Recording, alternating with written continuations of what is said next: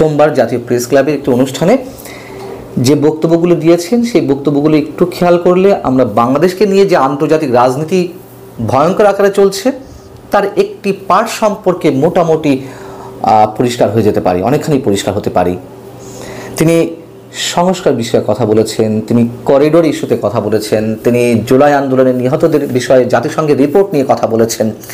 কিন্তু এই কথাগুলো আসলে কি ইঙ্গিত করছে? কোনো ধরনের রহস্যের সৃষ্টি করছে কিনা, বা সেই রহস্যের জটটা আমরা খুলতে পারি কিনা?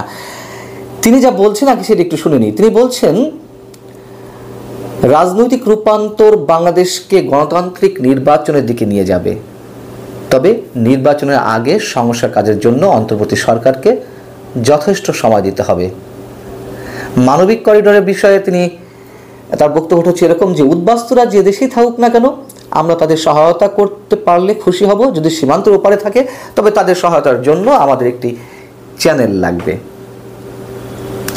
এবার একটি প্রশ্ন দিয়ে আলোচনা শুরু করি।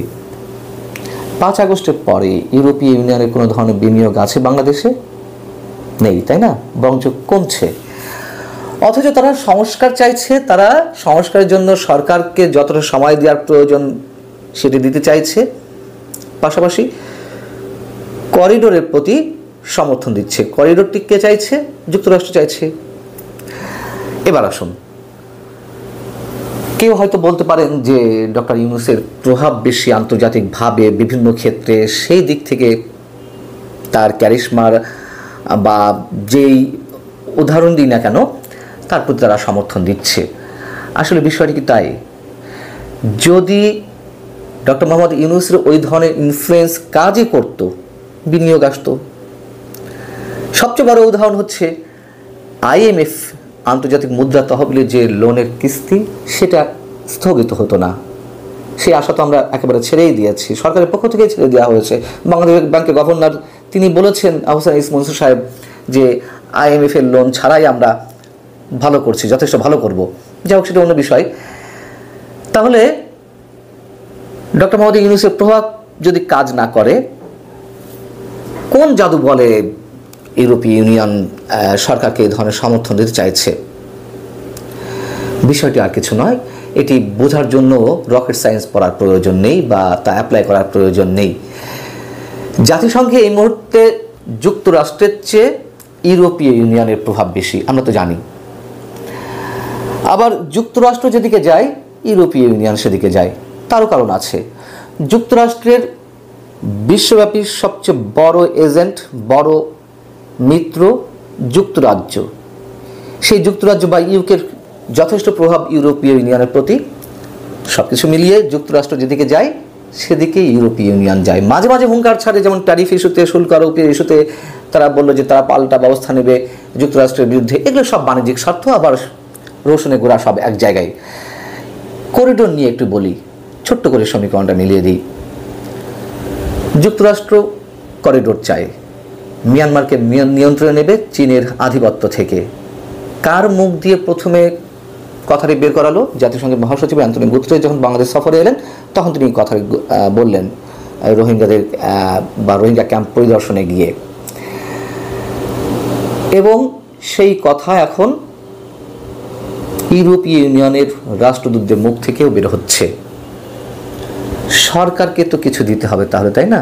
প্রথমে যেটি বলেছিলাম যে সময় দেবে সরকারকে, বা দীর্ঘদিন ক্ষমতায় টিকে থাকার একটি সনদ ডক্টর ইউনূস সরকার পেতে পারে।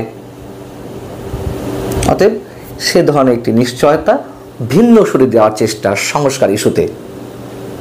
আর বিএনপি তো বলেই রেখেছে যে সংস্কারের নামে মূলা ঝুলিয়ে রাখা হচ্ছে, সংস্কার নাকি ষড়যন্ত্র, নানান ধরনের কথা আমরা শুনতে পাচ্ছি। বিএনপি এখন কী করবে সেটা বিএনপির বিষয়। আচ্ছা, সংস্কার নিয়ে যদি আরেকটু বলি, আমাদের মনে রাখা দরকার বাংলাদেশ থেকে যুক্তরাষ্ট্রের যে রাষ্ট্রদূত পিটার ডি হাস তিনি চলে যাওয়ার পরে আর কোনো রাষ্ট্রদূত কিন্তু যুক্তরাষ্ট্র এখনো পর্যন্ত পাঠায়নি। পাঠানো হয়েছে কাকে? ভারপ্রাপ্ত রাষ্ট্রদূত হিসেবে, চার্জ দ্য অ্যাফেয়ার্স হিসেবে ট্রাসি এন জ্যাকবসনকে।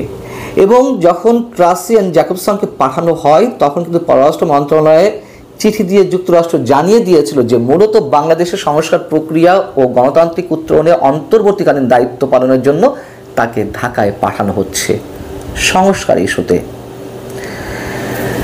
অর্থাৎ সবই অনেক আগে থেকে সেট করা, সবই প্ল্যানিংয়ের অংশ।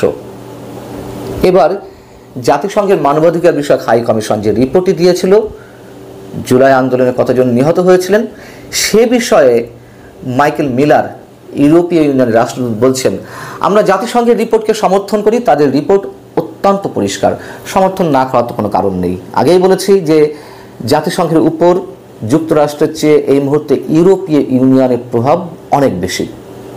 তিনি যে বললেন যে অত্যন্ত পরিষ্কার জাতিসংঘের মানবাধিকার বিষয় হাই কমিশনের যে রিপোর্ট,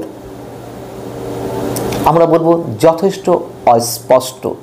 যে 1400 মানুষের হিসাব দিয়েছে যারা নিহতের হত্যাকাণ্ডের শিকার হয়েছেন, তারা 5 আগস্টের আগে কতজন নিহত হয়েছেন, পরে কতজন নিহত হয়েছেন তা কিন্তু বলেননি। ফিগারটি বড় দেখানোর জন্য 1400 জন উল্লেখ করেছেন, এর বাইরে আর কিছু নয়। একটা কথা মনে করিয়ে দিই, 2024-এর 7 জানুয়ারি নির্বাচনের আগে স্যাংশন বলে অনেক কথা তো আমরা বললাম, আতঙ্ক বা আশঙ্কার মধ্যে ছিলাম। স্যাংশন তো আসেনি, যুক্তরাষ্ট্র কয়েকটি ভিসা নিষেধাজ্ঞা দিয়েছিল এই তো, এবং বড় নিষেধাজ্ঞাটাই আসার যে আশঙ্কা করা হচ্ছিল ইউরোপীয় ইউনিয়নের দিক থেকেই, এবং যে বাণিজ্যিক নিষেধাজ্ঞা বা আরও স্পষ্ট করে বললে আমাদের যে পোশাক পণ্য ইউরোপীয় ইউনিয়নভুক্ত দেশগুলোতে যায় সেই দেশগুলোতে যাতে আর যেতে না পারে সেই ব্যবস্থা ইউরোপীয় ইউনিয়ন নিতে যাচ্ছে এমনটাই আশঙ্কা করা হচ্ছিল। তার কারণ বাংলাদেশের যে প্রতি বছর 50 থেকে 55 বিলিয়ন ডলারের পোশাক পণ্য রপ্তানি হয় তার সবচেয়ে বড় অংশ 35 থেকে 40 বিলিয়ন ডলারের পণ্য কেবলমাত্র ইউরোপীয় ইউনিয়নভুক্ত দেশগুলোতেই যায়।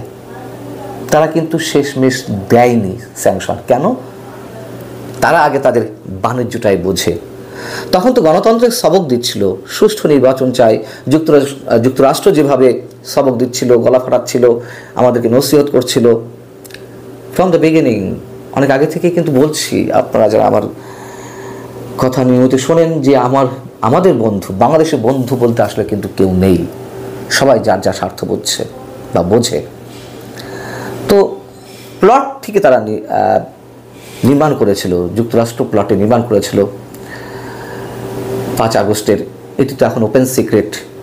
যদিও সাধারণ মানুষের ইনভলভমেন্ট ছিল, অবশ্যই শেখ হাসিনার পতনটা অনিবার্য ছিল, বারবার একটা কথা বলি, কিন্তু প্লট অবশ্যই যুক্তরাষ্ট্র নির্মাণ করেছিল, সাথে ইউরোপীয় ইউনিয়নও ছিল।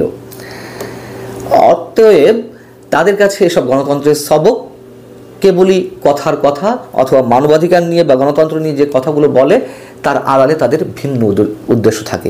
এবারও যে নির্বাচনকে কেন্দ্র করে সংস্কার ইস্যু তারা কথা বলছে তার পেছনেও ভিন্ন উদ্দেশ্য আছে। প্রত্যেকের ব্যবসায়িক স্বার্থ, প্রত্যেকের এখনো আধিপত্য বিস্তারের স্বার্থ। নিশ্চয়ই খেলা এখানেই থেমে থাকবে না, আরও অনেক খেলা আমাদের জন্য অপেক্ষা করছে। যে খেলায় বাংলাদেশের ভবিষ্যৎ কোন দিকে যাবে তা নিয়ে আমরা সত্যিই আতঙ্কিত।